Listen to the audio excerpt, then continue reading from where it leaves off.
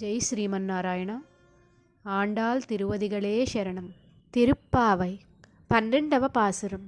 கனைத்திளம் கற்றருமை கன்றுக்கிறங்கி நினைத்து முலை வழியே நின்று பால் சோரா நனைத்தில்லம் சேராக்கும் நற்செல்வந்தங்காய் பனித்தலை வீழனின் வாசல் கடை பற்றி சினத்தினால் தென்னிலங்கை கோமானை செற்ற மனத்துக்கினியானை பாடவும் நீவாய் திறவாய் இனித்தான் எழுந்திராய் ஈதென்ன பேருறக்கம் அனைத்தில்லத்தாரும் అణిందేలోరెంబావాయ్. తిరుప్పావై 12వ పాసురం.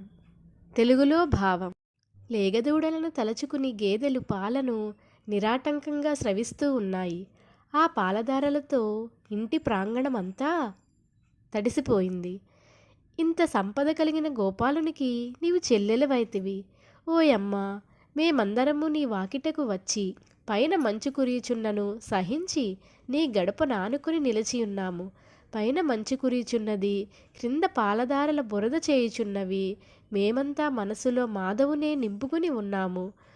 కాళ్ళ క్రింద పాలధారలనే ఆచార్య ఉపదేశ ప్రవాహం సాగిపోతుంది.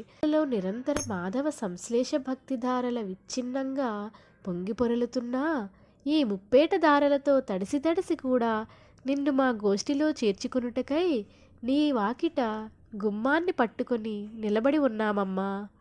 ఆనాడు సీతమ్మను అపహరించాడన్న క్రోధముతో పరమాత్ముడైన శ్రీరాముడు ఆ స్వర్ణలంకాధిపతి అయిన 10 తలల రావణుని మట్టుబెట్టిన వాని గుణగణాలను స్తుతిస్తున్నాము, కీర్తిస్తున్నాము, పాడుతున్నాము. మేమింత చేయుచున్నను నీవు నోరైనా మెదపుటలేదేమి తల్లి?